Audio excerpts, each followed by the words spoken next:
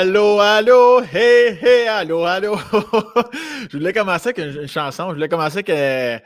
Je suis très musical en général dans mes intros, mais là, je cherchais. C'est parce que j'ai pensé à une petite toune, là, 15 secondes. Et là, la mémoire, j'ai pensé à autre chose. Là, j'ai déjà oublié ce que je voulais dire. C'est une toune, c'est un classique. C'est un classique. C'est pendant que mon chien jappe à l'instant. Garçon, tu te tues. C'est comme ça qu'on élève ça, un chien. La peur pour élever un chien ou un enfant, il y a juste ça de vrai. Bon, alors, souligner ici l'ironie et le sarcasme, juste s'assurer que quelqu'un arrive en cours, il a fait de quoi à ses enfants ou à son chien en disant « Ouais, mais Sam Breton veut dire ça dans son podcast. » Je veux pas, c'est sûr, je me sentirais mal, une petite affaire. Fait que je cherche encore la chanson que je m'étais dit, il y a une petite Saint-Christ. Puis là, je sais pas, c'est comme quand quelqu'un essaie de te faire deviner quelque chose, mais qui fait juste répéter de façon de plus en plus agressive son information, du genre, c'est un chanteur, je sais pas, c'est un chanteur! Ça, c'est vraiment gossant. C'est une toune que.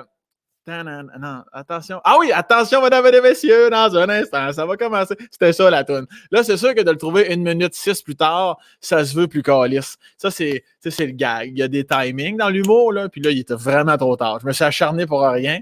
En même temps, tu te dis, mais Chris, Sam, c'est pas grave, nous autres, on déguste ce que tu nous dis, t'es notre raison de vivre, on te doit tout. Je comprends ça aussi, là, c'est pas moi qui va vous en empêcher. OK, alors, le commanditaire d'aujourd'hui pour mon podcast, Polysleep pour une deuxième fois en 3 semaines, c'est parce qu'ils ont acheté un bloc. Ils ont acheté un bloc, les petits malcommodes, un bloc de 3. Pendant que mon chien, j'ai fait encore. Je sais pas si vous l'entendez. Ouais, là, ça commence à être. C'est ça, les joies du direct. On salue d'ailleurs les gens. Genji, mon homme, Genji, il a son compte Instagram, Genji_Akita Inu. Tu peux aller le suivre. C'est comme un loup. Imagine-toi un loup. Puis là, tu vas y écrire « Chien con, arrête de nous déranger durant ce podcast, gros épais. » Puis ça se peut qu'ils vous répondent, ils savent lire, écrire. Alors, les Akita, c'est des chiens très, très spéciaux. Mon commanditaire, Polysleep, qui, je vous le rappelle, est une entreprise québécoise qui est basée à Montréal. Fait que c'est pas de la merde que je te raconte. Les autres, ça vend des matelas, ça vend d'autres produits de sommeil, mais ça vend surtout des matelas. Moi, là-dessus, je vous recommande. Tu me dis matelas, je te dis Polysleep. Si tu me dis Polysleep, je te réponds matelas. L'un ne va pas sans l'autre, à la va comme je te suis. Excusez-moi, garde ma concentration. Mais je sais pas, y a-tu peut-être un prédateur à ce moment-là? J'ai peut-être un point rouge sur moi, peut-être me faire shotter d'une cuisse pendant le podcast. Mais mon chien semble m'avertir qu'il y a un intrus sur le terrain. Donc, je sais pourquoi, asti, c'est parce que j'ai. Ah, tabarnak. Je vous raconte ça, c'est interminable, cette introduction-là. Je le sais pourquoi.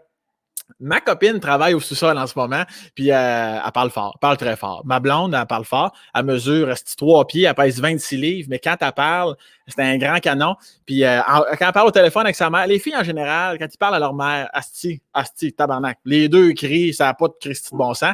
Puis là, j'ai mis une patère dans les marches avec un manteau et une couverte, ça bloque le son de petite affaire. Et là, mon chien voit cette espèce d'intrus-là dans les marches et m'avertit qu'il y a un esti de problème. Voilà. Il me dit qu'il y a un intrus dans les marches, alors que c'est une patère avec des manteaux. OK. Alors, est-ce que je parle ou je parle? Non, je ne vais pas vous crier ça dans les oreilles. Donc, Polysleep, les matelas, honnêtement, je ne sais pas si puis je dis pas ça parce qu'ils me disent de parler d'eux autres, loin de là. Polysleep, pour de vrai, c'est non seulement c'est québécois, c'est vraiment de la qualité. Je suis très sincère en vous disant ça. Évidemment, il y a un petit code promo, comme à chaque fois, valide du 16 novembre au 6 décembre. J'aime ça, m'auto-proclamer un code promo. C'est hot. C'est 25 Sam. Noémie a l'a mis ou a le mis à l'instant. Alors, c'est aussi, autre affaire en cette pandémie, c'est une mousse qui se veut antimicrobienne, une mousse antimicrobienne particulièrement pertinent. Hein? On s'entend-tu avec tout ce qu'on vit en ce moment? Et on me dit même que Jay du Temple a notamment réalisé une commandite autour de cette caractéristique de produit. Alors, tu peux voir ça sur son podcast aussi, Jay du Temple discute. J'en profite pour plugger mon ami. Podcast qu'on s'est j'allais dire, on s'est crossé, de même, c'est un peu tannant. On s'est cross-posté un podcast il y a quelques mois de ça. Alors, où il parle avec son Sam et je parle sur son podcast. Donc, mousse antimicrobienne qui est très confortable, ça le dit, anti-microbienne. Voilà, si aujourd'hui, ça roule en cul. Je vais te lire ce qu'ils ont dit parce que je ne veux jamais me tromper. Il y a très peu de concurrents qui offrent au sein de leur matelas et nos clients qui apprécient autant ce produit et qui offrent ça. C'est une mousse ISO certifiée antimicrobienne, comme ça fait 36 fois que je le dis, ce qui permet de réduire vos allergies. Ça, c'est pour moi. Moi, les acides acariens, ça me rentre dedans. Vos allergies en protégeant votre matelas de l'accumulation des bactéries pour une surface de sommeil plus saine. Alors, voilà. Écoute, il me pose une question. J'avais un petit bloc que je n'avais pas vu. Saviez-vous qu'un matelas peut peser deux fois son poids après plusieurs années vis-à-vis à cause des bactéries, les peaux mortes. Ah, ça, je sais pas si tu avais déjà vu un reportage là-dessus, les bactéries et les acariens qui mangent les peaux mortes. Veux pas, ça se veut un peu calisse. Alors, si c'est quelque chose qui vous écoeure, je vous recommande fortement le Polysleep. Si tu es un peu, c'est quoi dans le mot, hypochondriaque des acariens, des bactéries dans un matelas, je te le confirme, il y en a beaucoup, il y en a des millions, puis ils nous mangent. Pas dans le sens, ils nous mangent le sac, puis c'est le fun, ils te mangent, là, tu sais, ils te grugent, grignotis. Fait que c'est ça. Polysleep, confortable, antimicrobien, fait au Québec, à Montréal, si tu pas au Québec, à Montréal, parce que Québec, c'est pas devenu Montréal. Je vous cacherai pas que c'est dans mes intros les plus nébuleuses que j'ai fait jusqu'à présent, mais en même temps, pas se casse, il n'y a pas de règlement, il n'y a pas de montage, on s'en contresuce le cul de tout ça. Ce qu'il faut que tu retiennes, c'est que mon commanditaire, c'est antimicrobien, puis c'est le fun, puis c'est confortable en plus. Voilà, et surtout, mon invité d'aujourd'hui. Ah, voilà. Alors, Noémie, qui était écœurée de m'entendre parler, s'est dit, tiens, pourquoi pas partir l'intro à un moment inopportun de façon inacceptable? Noémie, on la salue. Ben, je n'ai pas dit à mon invité d'aujourd'hui, mais ça fait plusieurs fois depuis le début du podcast de l'histoire avec son Sam en juin qu'on me dit quand est-ce que tu vas inviter Laurence Latreille? Quand est-ce que tu vas inviter Laurence? Quand est-ce que tu vas inviter ta blonde? Mais il y en a qui pensent que c'est ma blonde, alors que c'est ma fausse blonde, virtuellement parlant, dans les internets de nos capsules. C'est une grande comédienne que j'aime d'amour et j'adore l'être humain qu'on va découvrir aujourd'hui. Madame, messieurs, Noémie, prépare-toi, là. Oui, j'ai encore dit je l'aime d'amour parce que je dis ça à tous mes invités, parce que je le pense pour vrai. Noémie, t'es prête? Attention! Madame, messieurs, bon podcast!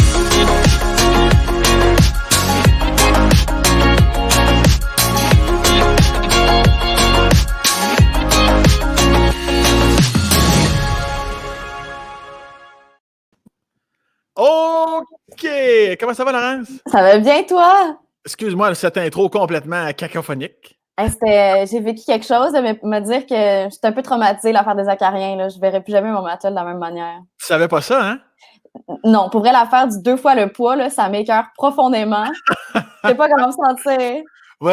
C'est pour ça que je pense qu'il l'écrit, puis je le mentionne. Moi, j'avais déjà su ça. Je m'en souvenais pas, mais en le relisant, ça a vraiment fait. Asti, oui, il faudrait peut-être bien que je me polysleep toutes les calices de matelas dans ma maison. Les planchers, les matelas, ouais donc, là. Je prendrais pas de chance. Mais merci d'avoir vécu cette intro-là avec moi et mon chien qui clairement semble s'être calmé au niveau de la patate. J'allais dire, as-tu un animal? Puis je le vois en arrière. Ça n'a pas pris de temps. C'est quoi son nom? Ça, c'est Kéro. Puis il y a sa petite sœur qui s'appelle Sakura.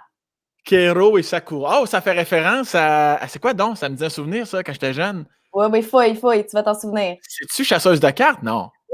Oui, c'est ça. Oui! Ah oui, j'en revenais de l'école, puis ça jouait à ça vers 4 heures, il me semble. Oui, c'est ça. Ça, c'est un secret bien gardé que je me disais, je ne vais pas révéler ça tout de suite, mais j'ai une obsession un peu malsaine avec cette émission-là. Là, puis, encore aujourd'hui? Ouais. Encore aujourd'hui, là. Tu l'écoutes régulièrement? Ben, en ce moment, je les réécoute sur Netflix. Parce qu'ils sont là, sur Netflix, depuis l'été passé. Puis là, fait que ça, est-ce que c'est quelque chose qui va même jusqu'à t'enlever du temps dans ton horaire? Tu sais, tu te dis, je sais, il faudrait que je fasse ça, mais je dois absolument écouter des épisodes. Je t'avouerais que quand j'ai recommencé les premiers épisodes, il y avait un peu de ça. Parce que c'est tellement excitant que des fois, t'es comme, hey, je sais que le prochain épisode, c'est ça qui se passe. Puis, ouais, la procrastination, il a goûté un petit peu. Moi, j'ai ce problème, tabarnak. J'ai ce problème-là avec Radio Enfer, puis dans une galaxie près de chez vous. Ouais, as-tu ça toi aussi? Non? Ben oui, Radio Enfer, je peux te citer des épisodes au complet. OK, bon, ben on est deux. Moi, là, c'est de la maladie mentale. Là. C'est encore aujourd'hui, depuis longtemps, une fois par jour. C'est pas un Radio Enfer, ça va être une galaxie. Mais là, Galaxy sont sur YouTube, je suis quand même content. Mais Radio Enfer, là, c'est parce que j'ai déménagé, j'ai perdu sur mon terminal illico tous mes enregistrements. Et que j'avais enregistré genre sur Prise 2, ou ben non, c'était sur Unitélé, je pense. Ouais. Puis, mais là, je les ai perdus. Ce qui n'arrivera plus maintenant avec la technologie. Vidéotron, moi, j'ai demandé au gars, parce que moi, j'enregistre Radio Enfer, ça serait le fun que tu gardes mes données. Puis, il a fait maintenant avec Elix, on garde vos données. Fait que tu peux déménager, on garde ça en banque. Fait que, c'est bon! Ouais, fait que ça me fait du bien. Mais est-ce que tu le mets en bruit de fond, genre, ou tu l'écoutes assidûment, puis tu regardes pour vrai? assidûment en cul, là. Oh oui, je connais tout. Écoute, moi, je vois juste le titre, puis je sais qu'est-ce qui se passe. Des fois, j'ai un blanc, puis juste voir l'intro quand ils sont dans la petite cabine de radio, qui font leur gag poche un peu avant que la musique parte. Juste savoir des fois comment ils sont habillés, je suis comme, ça va être tel épisode, ça va être telle affaire. Ah non, mais pour vrai, il faut que je te dise ça parce que c'est trop drôle, mais pour vrai, je les ai regardés tellement souvent que quand j'étais à l'université, à un moment donné, il y a une nouvelle prof qui arrive, c'est une prof de, je pense que c'est je pense que c'était diction. Puis on la regarde, ben moi je la regarde, puis là, on fait un exercice, puis c'est, il faut qu'une personne à la fois, on s'assoit sur une chaise devant tout le monde pendant 15 minutes, puis on dit rien. Puis là, tu as toute la classe qui te regarde, puis qui passe des commentaires. Puis là, tu peux rien dire. Tu es juste comme sur le neutre, tu te fermes la gueule, puis le monde dit des commentaires. Puis là, moi, je suis assise à la chaise, puis je regarde le monde, puis je regarde la prof. Oh non, excuse-moi, attends, c'est le contraire. C'est toi qui dis de la merde, puis le public dit rien. C'est ça qui se passe. C'est ça, le public ne peut pas réagir. Fait que là, je dis tout ce qui me passe par la tête, puis je regarde la prof, puis à un moment donné, je dis, pour vrai, ta face me dit tellement de quoi, et là, je réalise. Je dis, t'as joué Charlotte dans un épisode de Radio Enfer. Tu faisais la nouvelle journaliste qui faisait de la compétition à Vincent. Un épisode de Radio Enfer, saison 3. Oui, oui, oui, ben oui. Ben oui, puis ça fait genre, ça faisait quoi? Au moins 15 ans que c'est passé, là. Puis là, elle me regarde, puis elle fait... C'est ça. Pour ceux qui sont en audio, vous comprenez la face que Laurence a fait, une face de « je suis terrorisé, j'ai peur, puis en même temps, je trouve ça cool ». C'est ça! C'est tellement absurde. Mais bref, je te comprends d'être fan Oui, Charlotte, qu'on haïssait de la première seconde, finalement développe un béguin pour Vincent Gélina. Il va s'en suivre une scène où il faut... Non, il avait coupé ça finalement. Ça, je me suis trompé. Mais écoute, confidence pour confidence. Écoute, ça, je vais m'en vouloir toute ma crise de vie. En fait, pas que je voulais pas y demander, parce que moi, je suis pas très gêné dans la vie. C'est juste que le tournage, je tourne Silence, on joue, v'là un an, avec Patrice Lécuyer à Radio-Can. L'animateur de foule, il me dit quelque chose, son visage me dit de quoi, son parler me dit quelque chose. Puis à un moment donné, en plein milieu de la joute, j'allume, peut-être je me trompe, mais je pense que c'est le gars, je pense que c'est saison 4, le gars qui vient faire des rénovations dans le bureau de Jocelyne Letendre avec l'épisode du poisson. Squish Squish, c'est bien drôle. Pouette Pouette, c'est bien drôle, ce poisson-là. Le remplaçant de Marcel, asti, je suis sûr que c'est lui. Je suis sûr que c'est lui. Il est rendu animateur de foule d'émission. No way! Puis là, le tournage termine, on jase. Puis quand je reviens, il n'est plus là. Mais il va falloir que je fasse mes recherches. Il va falloir que j'aille le voir dans le générique. Et, en tout cas, c'est bon, pour les fans de Radio Enfer, ça, c'était la parenthèse Radio Enfer. Ouais, vraiment. Belle parenthèse. Faudrait que je reçoive un jour Micheline Bernard, alias Jocelyne, Michel Charette, François Chénier. Faudrait qu'ils passent ici, les sacrements. Je mets une note à l'instant par rapport à ça. Donc, Laurence? Bonjour. Laurence, je suis content de te recevoir. Je l'ai dit dans l'intro, tabarnane. Évidemment, les gens m'écrivaient à savoir quand est-ce que tu allais passer sur le podcast parce qu'on a fait une capsule où on monte un sapin ensemble, où tu joues le rôle de ma copine là-dedans. Et il y aurait eu une autre capsule de niaisage si c'était pas de style pandémissal, mais j'irai pas plus loin là-dedans. Pour les gens qui se posent la question, je l'ai fait lire à Laurence et elle a accepté de jouer à nouveau. Fait que je pense que c'était pas trop pire. Laurence, pour les gens qui ne te connaissent pas du tout, what the fuck, si tu t'arrives d'où, pourquoi? Fais-moi ton petit pedigree, puis après ça, m'en rentrer là-dedans pour te poser des questions. Ben parfait. Ben, dans le fond, moi, j'ai joué dans la série Fugueuse en 2018. Ariane? Exactement, Ariane, celle qui connaît une fin tragique pour ceux qui l'ont vu, puis pour les autres, ben désolée. Mais ouais, c'est ça, je suis comédienne à Montréal depuis 2017. Je dis à Montréal parce que je viens de Gatineau. Yes, represent. Puis, ben c'est ça. En fait, j'ai commencé Fugueuse, c'était ma première émission. Mais en même temps que j'ai fait Fugueuse, j'ai fait la série médiévale à Radio-Canada pour les petits. Puis c'est ça. Mais en fait, moi, je viens du milieu du théâtre musical en Outaouais. Puis j'ai fait ça pas mal toute mon adolescence. Puis à l'université, parce que j'ai fait directement l'université, j'ai pas fait le cégep parce qu'à Gatineau, t'es à côté d'Ottawa, puis tu peux... Bref, je me suis inscrite en psychologie, puis j'ai fait 1 an, puis là, je m'ennuyais vraiment du théâtre. Fait que j'ai décidé de m'inscrire au département de théâtre de l'Université d'Ottawa. Puis là, j'ai fait une double majeure en théâtre puis en psycho. Puis suite à ça, j'ai déménagé à Montréal, et là, voilà, j'ai eu Fugueuse et ce qui en a découlu, hein? Et voilà, merci, ça dresse le portrait un peu plus artistique. Je trouvais ça important de le faire quand même. Ben oui. Et maintenant, je repars de la base au niveau plus personnel. Tu l'as dit, Gatineau. Moi, jamais, puis je pense que je t'ai déjà dit, j'aurais pu dire que tu venais de Gatineau juste par ton parler. Puis je suis comme, est-ce que ta mère ou ton père vient des îles Saint-Pierre et Miquelon? Je me dis, c'est sûr qu'il y a une petite fibre française là-dedans. Puis fuck all, semble-t-il. Ben, pas du tout. Mais je pense que la petite fibre française, je l'ai depuis que je suis petite et je vais blâmer les dessins animés / doublage français parce que j'écoutais tellement la télé que, genre, j'avais 2 ans, puis je parlais, puis là, j'avais dit à ma sœur, alors, pour déjeuner, on a des gaufres, on a bleuets, fraises ou babeur. Ma sœur avait 4 ans, puis elle était comme, what the fuck? Puis c'est resté. Puis là, quand j'allais à la garderie, les gens étaient comme, c'est qui cette petite-là qui parle la française? Puis je sais pas pourquoi. Pour vrai, c'est vraiment inconnu. C'est que c'est drôle parce que ça commence jeune, puis il y a pas, à un moment donné, tes parents t'ont pas dit, hey, la grande, ça va? Ils t'ont pas dit, à un moment donné, de parler. Arrête. Ben, en fait, c'est aujourd'hui que mon père le fait, parce que lui, ça l'énerve quand je prends une petite voix comme ça, là. Ça l'énerve profondément. Il dit, ben là, parle comme toi, parle comme que t'es. Puis pour vrai, je m'en rends pas compte. Je m'en rends pas compte. Mais je pense que c'est un réflexe quand, genre, quand je veux paraître propre. Mettons, quand je commande au restaurant ou que j'appelle, je sais pas moi, Revenu Québec, ben, je vais prendre cette petite voix-là, puis bonjour, ça va bien? Ouais. Puis c'est comme instinctif, mais ouais, c'est peut-être un peu malsain. J'aurais arrêté de faire ça. Ben oui, puis non, si tu juges que c'est toi, je veux dire, c'est toujours comme ça qu'on t'a connu. Fait que là, ça serait bizarre que tu switches au gros Québécois sale soudainement. Là. Serais-tu capable? Ouais, je sais pas, pose-moi donc une petite question, mais on va te faire ça sale, hein? C'est quoi? Qu'est-ce que t'aimes boire, là? Mettons que je t'amène à la cabane à sucre, là. Qu'est-ce que tu manges? Qu'est-ce que tu bois, la trail? Ouais, m'a te prendre une bonne petite frette, une bonne petite labatte bleue, comme dans le bon vieux temps, m'a te prendre des oreilles de Chris, hein? Un bon steak avec un gravy, là. Même là, je te crois moyen. Je sens que t'es mythe. Calisse, c'est drôle. Puis, donc, t'es pas, tu l'as dit, tu parlais à la française à ta sœur. Donc, vous êtes deux dans la famille? Exactement, on est deux petites filles, hein, deux femelles.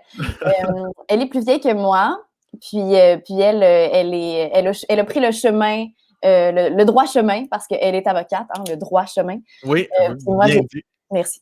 J'ai dévié, je suis allée vers le domaine artistique, mais les deux, on a toujours fait des arts avant de choisir notre avenue en tant qu'adulte responsable. Puis t'étais-tu. C'est quoi le prénom de ta sœur? Valérie. Étais-tu surprise du parcours de Valérie quand elle t'a annoncé qu'elle s'en allait en droit ou t'étais. Ben, ma sœur, je l'adore, puis c'est vraiment une personne incroyable avec un caractère fascinant. Puis elle a toujours été Attends un peu. férue. Qu'est-ce que tu veux dire, caractère fascinant? C'est dur d'en parler sans rire, mais tu sais, moi, j'aimerais ça écrire un film sur elle. Je l'ai toujours dit. Ben voyons. Elle est fascinante. Elle est profondément passionnée des choses. Genre, quand elle aime de quoi, elle va l'aimer en tabarnouche. En Chris. En Chris, oui. Mais comme, des fois, elle a juste pas de rationalité. Moi, ce que j'aime, c'est imiter ma sœur qui conduit puis qui fait ses angles morts. Je vais faire une imitation. OK.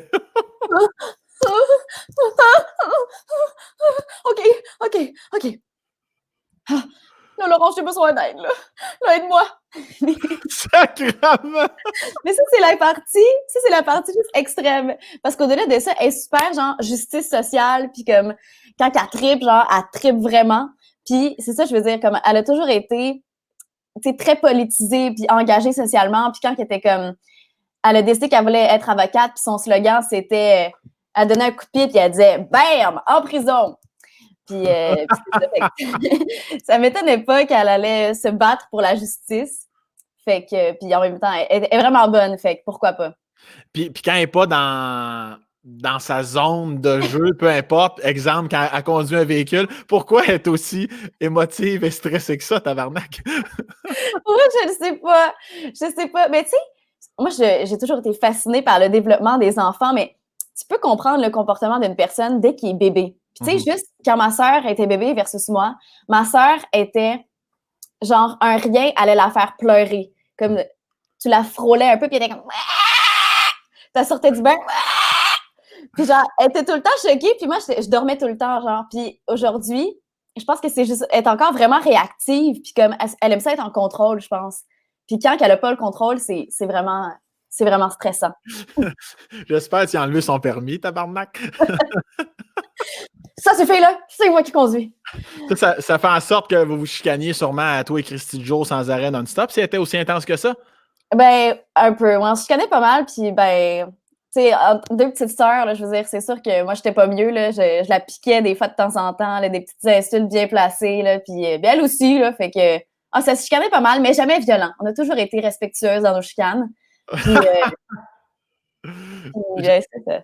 Est-ce que ça me paraît, ça? Toujours été respectueux. Chris, moi, il y a une place que je n'étais pas respectueux, c'était dans mes chicanes avec mon frère et ma soeur. C'était quoi j'allais dire, c'est quoi la pire chose? Là, clairement, tu n'as jamais lancé de chaise à ta soeur. Mais y a-tu de quoi qu'encore aujourd'hui? Tu sais, des fois, on a fait des choses à nos frères, nos sœurs, puis on est comme, même à l'âge adulte, on est comme, ouais, cette fois-là, j'ai encore de la misère un peu à passer par-dessus. Ben, je pense que c'est vraiment chien, là, mais c'est parce que ma sœur, quand elle était plus jeune, elle faisait un peu d'acné, puis ça la complexait vraiment beaucoup. Puis on dirait que c'est comme un temps où les produits comme efficaces contre l'acné ne marchaient pas, genre, où ils étaient comme pas recommandés. Fait qu'elle souffrait, genre, c'était pas nice. Puis ben moi, j'avais pas de boutons, j'avais comme une petite peau de pêche, puis j'étais comme... Puis un moment donné... À la française, en plus. Une petite baguette, un petit verre de vin, ouais, c'est ça, de l'acné, oui.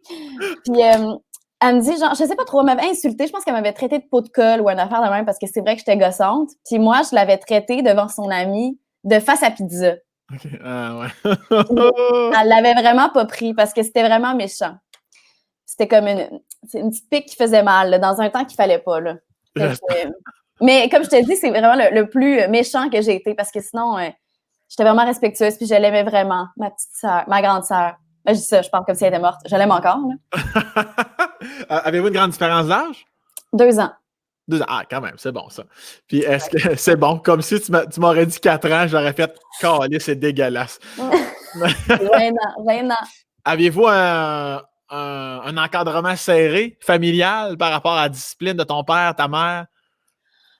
Pas tant que ça, dans le sens que mes parents étaient... Je pense que c'était des bons disciplinaires, dans le sens qu'ils tenaient ça quand même... Tu sais, on avait une routine. Ma mère a trouvé ça vraiment important qu'on ait une routine claire et stable, mais ils ont toujours été vraiment souples sur certains trucs, puis genre très gentils, très proches de nous. Comme on a des bonnes relations avec nos parents, puis on a toujours eu des bonnes relations avec eux. Genre, on faisait beaucoup d'activités, puis on riait, puis ils ont toujours essayé d'instaurer une relation ami-parent. OK. Ça a marché? Oui, ça a marché, pour vrai. Encore aujourd'hui? Oui, encore aujourd'hui, là, comme ma mère, tu sais, quand on se voit, on fait des soirées, on boit du vin, on jase. Pareil avec mon père, on est super proches. Puis pour vrai, je leur cache absolument rien, je leur jase de tout. Wow, génial. Puis ils sont encore ensemble aujourd'hui? Non. Oh. Ouais. On prend un petit moment de silence. Voilà. Okay. Sont-ils toujours à Gatineau? Sont proches pareils? Ou... Oui, ils sont proches physiquement pas tant, parce que ma mère, OK, en fait, ils se sont séparés il y a 3 ans, je pense. Puis là, ma mère est nouvellement remariée, puis ils ont acheté une maison, un genre de chalet à peut-être comme 45 minutes là, d'où est-ce qu'on vivait avant. Mais, oh, OK, c'est une petite notification. Voilà. Mais pour elle, ça va. Le seul hic dans leur divorce, c'était que je l'ai su le jour de ma fête de 21 ans. C'est bien chien, comme quoi, dans le fond, il taïsse. Exactement. Entendez-moi. Ouais, en fait, c'est drôle parce que j'ai retrouvé genre des notes. Tu sais, je sais pas si tu écris des notes dans ton téléphone des fois. Oui. Moi, j'ai des petites passes de poésie, puis comme je vais tout écrire, mes ressentiments. Puis j'ai retrouvé un texte que j'ai écrit le matin de ma fête, donc le 3 août, I guess, 2017. Puis c'est tellement triste, là. C'est tellement triste. Je suis comme... Parce que je commençais à travailler comme 15 minutes plus tard, fait que c'est écrit genre 15 minutes avant que la journée commence. 15 minutes avant que j'oublie que les gens m'aiment. 15 minutes de plus de latence dans ce monde qui n'apporte rien à ma vie. Je sais pas trop, là, je dis n'importe quoi, mais c'était vraiment déprimant. Tout ça parce que je viens d'apprendre que mes parents se divorçaient, puis j'étais vraiment triste. Puis finalement, ça a été une superbe journée. Puis genre, le soir, j'étais comme « Je vous aime, tout le monde! » Ah, tout ça avec ton accent de doublage de film américain. Bien sûr. Asti que ça me fait rire quand tu fais ça. À chaque fois que tu trouves ça logique de le plugger dans le podcast, je veux que tu plugues cette voix-là. Je trouve ça merveilleux. Parfait. Mais là, si ça a été une si belle journée que ça, dans le fond, c'est parce que c'était pas prémédité, mais le divorce, c'était comme dans le sens que tu n'as pas été oh, OK, non, c'était pas prévu ce divorce-là. Je veux dire, dans le sens que ça t'a pas trop déstabilisé pour que la venue d'un nouvel homme dans la vie de ta mère, le mariage, comme sacrément, c'est beaucoup, me semble. Ben, effectivement, c'est beaucoup. Mais oui, donc, ils se sont divorcés, genre, officiellement divorcés, séparés le jour de ma fête. Mais ça faisait déjà une couple de mois, si c'était pas 1 an, qu'ils pensaient faire ça. Puis là, il y avait eu des moments qui étaient comme, ouais, finalement, on reste ensemble. Puis le jour de ma fête, il était comme, ouais, finalement, laisse faire, c'est fini.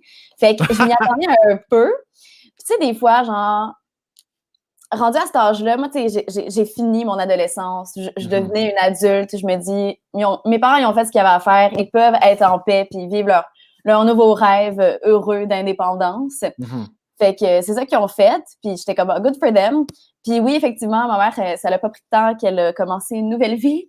Mais pour vrai, c'est vraiment le fun. Puis et c'est vraiment comme nouveau, mais c'est vraiment juste des belles choses. Fait que, ouais. As-tu senti que ça fait chier ton père quand même? Non seulement qu'elle a un nouvel homme dans sa vie, plus le mariage, comme une autre couche de merde sur le gâteau, non? Pour vrai, honnêtement, je le sais pas. Mais c'est sûr que ça doit pas être facile, là, dans le sens que comme c'est gros, là, 25 ans de mariage, puis là, ouais, ben écoute, ça bye! Mais tu sais, le divorce était tellement mutuel que qu'est-ce que tu veux, genre, fait. De toute façon, mon père, là aussi, il a refait sa vie avec je dis il a refait sa vie, ça fait juste 3 ans. Mais ouais, il y a une nouvelle copine, puis les deux vivent leur... Oui, je l'aime! Okay. C'est fine! Elle est tellement fine! Oui, excuse-moi. Non, vas-y, c'est ton moment. Vas-y. J'allais juste dire qu'elle est tellement fine qu'elle offre de garder mes chats quand je vais aller visiter mon père à Gatineau. Je suis comme... Gosse, c'est le fun, là, la belle chimie familiale. Mais avant qu'ils se séparent, tu l'as dit tantôt, tu es proche de tes parents, vous vous dites tout, puis envoyez donc. As-tu vécu ta mère, pas qui parle contre ton père ou ton père qui parle par rapport à ce qu'il vit avec ta mère? Est-ce que t'étais-tu comme en sandwich dans les derniers moments de ouais, je pense que ta mère finalement, là, c'est une conne.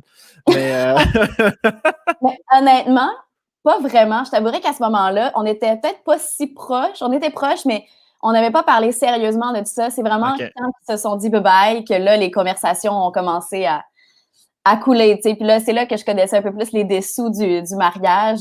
Le genre de choses que comme des parents vont pas dire aux enfants pendant qu'ils sont en train de vivre parce que c'est pas nécessairement le fun. Mais tu sais, c'est pas du drame, là, c'est juste comme la réalité des choses que comme des jeunes ne savent probablement pas. Mais pendant le divorce, je savais pas, non. Je comprends.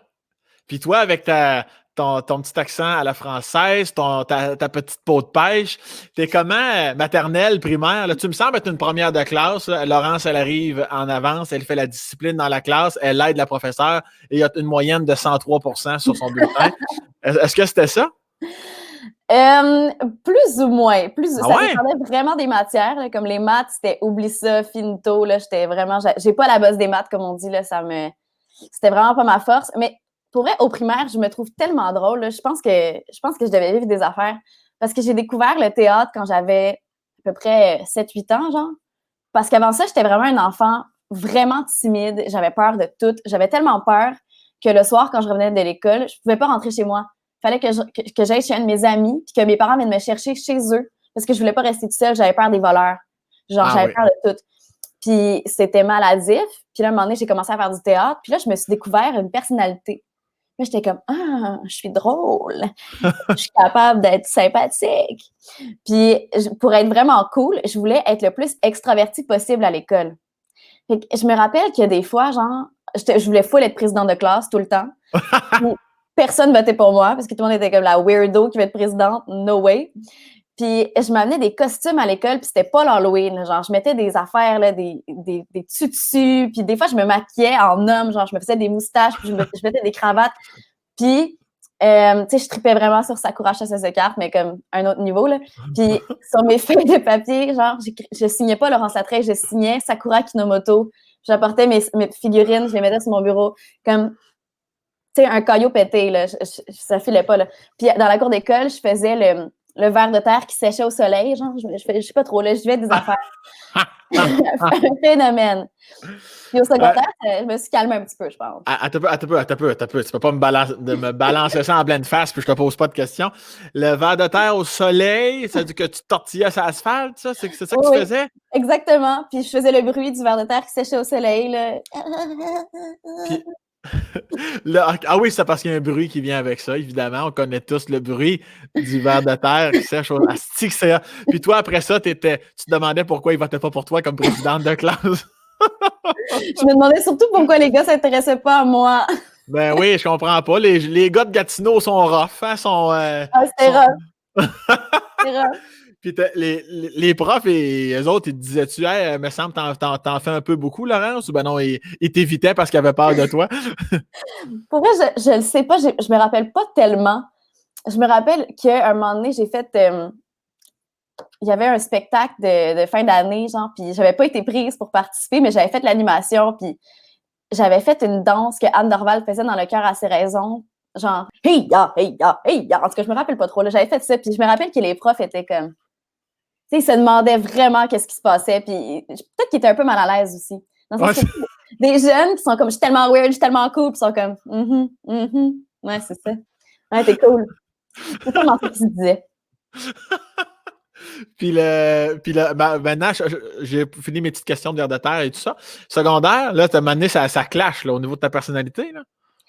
Ouais, ben au secondaire, j'étais allée dans une école pour filles privée et catholique. Pourquoi donc? Tes parents voulaient ça? Ben ma mère, elle avait étudié là quand elle était plus jeune, fait que je me suis dit, je vais suivre les trucs. Puis ma sœur aussi, fait que c'était comme la tradition familiale. Puis c'était un bon collège, tu sais, c'était parmi le palmarès des meilleures écoles du Québec, fait que j'étais comme, on va y aller, on va aller prier Jésus chez les sœurs. Puis ben là-bas, c'était un peu plus strict, hein, fait que faire le ver de terre séché au soleil dans le cours d'école, ça passe moins bien.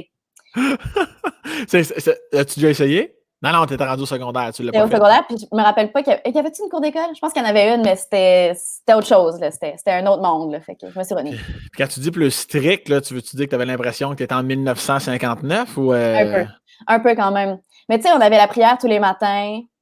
On avait la chapelle une fois par 3 mois. On n'avait pas le droit d'arriver en retard. Il y avait beaucoup de choses qu'on n'avait pas le droit de faire, là. Mais attends, la chapelle, c'était quoi exactement? Là? C'était juste d'aller vivre une messe là-dedans? C'était quoi, là? Ouais, ben c'est parce que comme c'était un collège avec des sœurs, ben il y avait une chapelle au 4e étage. Oui. Puis il y avait comme des messes. Fait que des fois, c'était pour Pâques, pour Noël, pour vrai, je me rappelle pas, là, parce qu'il y en avait souvent. Puis moi, j'étais vraiment pas catholique, là. Fait que j'étais plus en mode rébellion, j'y vais, mais je fais pas les trucs. Fait que je portais pas attention, mais je me rappelle que c'était vraiment intense, là. Puis si t'étais un peu rebelle, puis comme tu dis, c'était sévère, as-tu déjà eu certaines conséquences que tu te souviens? C'était quoi les conséquences? C'était pas un coup de barre de bois ses doigts toujours, là? Non. Pour vrai, c'était plus des affaires genre des retenues ou des suspensions. Mais moi, j'étais trop gentille pour ça. Mais j'ai une très bonne amie qui, elle, aimait bien se mettre dans l'embarras. Puis elle faisait pas par exprès, je pense. Mais je me rappelle d'une fois, je pense que c'était la messe de Pâques de secondaire 3, qu'à un moment donné, la sœur, c'était sœur Auréa, je me rappelle, elle était tellement fine, pauvre sœur. Elle dit genre, alors les filles, il est où Jésus? Comme en ce moment. Puis là, mon amie, elle lève sa main, tu sais, tout bonnement, devant tout le monde à la messe, elle est comme, ben, dans une tombe! Là, genre, la sœur, je pense qu'elle est tombée sans connaissance. C'était comme, oh! Tout le monde se lève. Mon amie, elle s'est fait suspendre. Genre, c'était horrible. C'était vraiment une grosse conséquence parce que. Mais elle disait pas ça méchamment, tu sais. C'était juste pour elle, elle pensait ça. Elle pensait qu'il était dans une tombe, comme tout le monde. Ouais. Fait que, ouais, c'était bien. Là-dessus, en tout cas, il fallait pas niaiser. Là. T'étais-tu du genre à prendre, pas juste dans cet exemple-là, étais-tu du genre à prendre la défense de tes amis ou ben non, devant l'autorité, tu t'en allais en courant? Ah ouais, plus ça. En fait, devant l'autorité, je me mettais à pleurer. OK. tu devenais comme ta sœur Valérie. Exactement. Tu apprends bien, j'aime ça. T'avais-tu des bonnes notes? Étais-tu une bonne élève au niveau académique? Oui, quand même, pour vrai. Comme je t'ai dit, les maths, moins, mais les autres matières, c'était assez. Ouais, j'étais assez bonne. Puis, tu sais, les maths, pour moi, c'était comme. On dirait que quand j'aime pas quelque chose, en tout cas avant, je faisais juste pas d'effort. Genre, je me dédouanais complètement de cette matière-là. Puis mes parents le savaient, puis ils utilisaient ça. Ils savaient comment manipuler. OK. En secondaire 1 puis 2, avec mes cousins puis ma sœur, on faisait une série de films qui s'appelait Les Poilus potés. Les poilus potés? Exactement, oui. OK. C'était des parodies des Harry Potter. Mm-hmm. Donc, on était parti pour faire 7 films. En réalité, on en a juste fait 5 et un 6e qu'on a commencé. C'était très sérieux. C'était des gros plans. On faisait ça une fin de semaine par genre 3 mois. Puis pendant la fin de semaine, on écrivait le script, on le tournait, puis là, mon cousin le montait, puis après ça, on faisait un petit DVD, puis on le visionnait devant la famille. Puis c'était ma drogue. J'étais obsédée avec Poilus potés. J'écrivais ça partout sur le tableau de ma classe. Mon amie Morgane pourrait vous en témoigner qu'elle était plus capable. J'en parlais à chaque 2 secondes. Puis j'étais tellement obsédée avec Poilus potés que mes parents avaient utilisé ça comme manipulation. Genre, si tu te forces pas plus en maths, il n'y aura pas de 3e.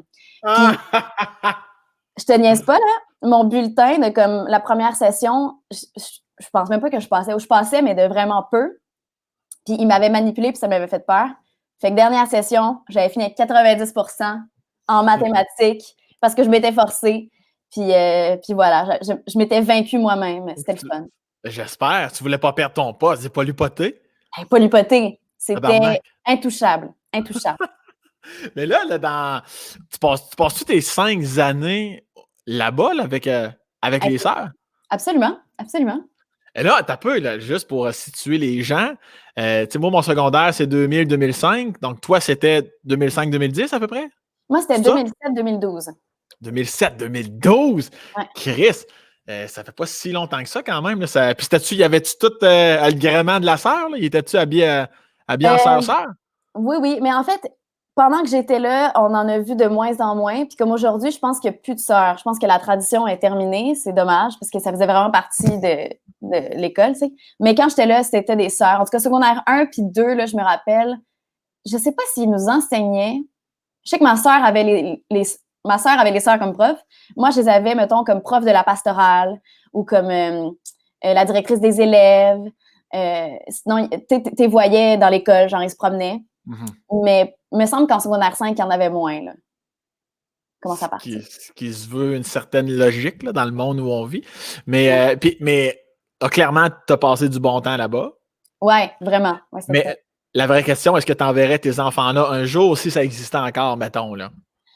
Ben, pour vrai, avec du recul, j'ai adoré le fait, et excuse-moi pour toi, là, mais j'ai adoré le fait d'étudier sans gars. Pour vrai, là, c'était merveilleux.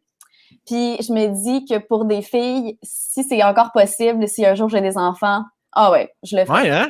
Ouais. Parce que ton primaire avec garçon avait été nébuleux. En même temps, c'est ta crise de faute avec ton verre de terre sur l'asphalte. Voyons donc. Ça faisait peur.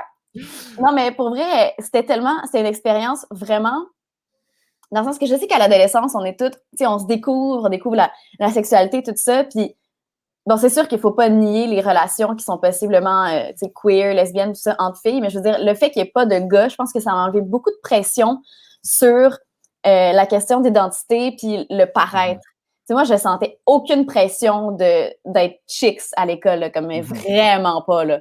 J'ai jamais fait cet effort-là, ce qui a fait en sorte que je me suis full concentrée sur l'école, puis sur mes relations avec mes amis, puis sur la comédie musicale, parce que je faisais ça parascolaire. Fait ne serait-ce que pour ça, je serais comme, allez-y entre filles, puis vous allez plus vous concentrer, puis il n'y aura pas de gars qui vont se lancer des boules de papier puis déranger le prof à tout bout de champ. Fait que, je comprends.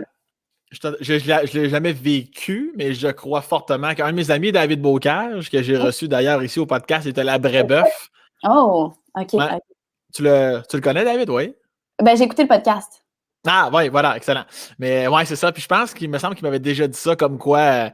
Un peu ce que tu viens de dire. Tu sais, tu vis ta vie, esti, on était comme morons à temps plein, puis on n'avait pas rien à. Tu sais, l'espèce d'affaire le fameux phénomène du coq dans la basse-cour, là, tu sais, qui va plus impressionner la fille, ou ben non, comment tu t'attriques, comment tu t'habilles, qu'est-ce que tu dis. Il n'y en a pas de ça, là. T'es juste un jeune con avec d'autres jeunes cons, puis tu fais tes affaires de con.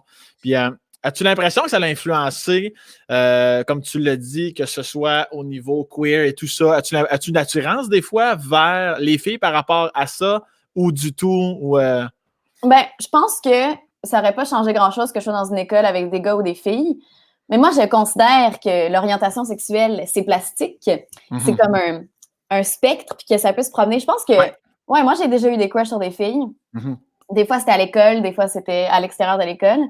Mais, tu sais, à ce jour, je sais pas si c'était des crushs plus comme de l'admiration ou des crushs amoureux ou juste amicales, mais je sais peut-être que le fait d'être entourée de filles, c'est sûr qu'elle était exposée à différentes filles. Je sais pas. J'ai aucune idée. Mais chose certaine, on parlait aucunement de sexualité à l'école, fait que ça l'a juste pas aidé. Zéro.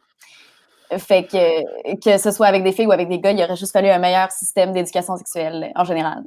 Ça aurait été malade que la sœur avec sa toge. Bon, aujourd'hui, elle enlève sa toge, elle flambe en snout, esti. Voilà. T'as comme une autre sœur Thérèse qui arrive puis qui pointe la pantoufle de madame. Alors, on a un collège Saint-Joseph a encore des sœurs aux dernières nouvelles et la jupe est encore obligatoire. Gatineau represent. Merci beaucoup, Vlorio. C'est un O, hein? C'est un O. À chaque fois, je me pose la question. Vlorio. Merci beaucoup. J'en profite pour saluer les gens qui sont avec nous en direct. Si vous avez des commentaires, questions pour Laurence, on va comme à l'habitude les dire à la fin, les prendre à la fin. Alors, n'hésitez pas, marquez vos questions. On va toutes y répondre tantôt. Et j'avais une autre affaire par rapport... Oui, c'est ça. Par rapport justement à ton identité, pas ton identité sexuelle, mais l'éducation sexuelle.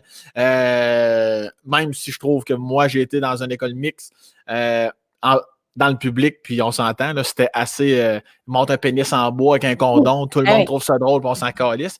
Mais même si on écoute plus qu'on pense, évidemment, ça t'a-tu affecté, ça? Je veux dire, quand tu arrives, même si tu n'as pas eu de cégep parce que tu es allé à Ottawa, tu sors en Ontario, as-tu senti à un moment donné un manque de « Ah, là, il va falloir que je m'informe, parce que je me sens vraiment là, dépourvu d'informations. » Vraiment beaucoup.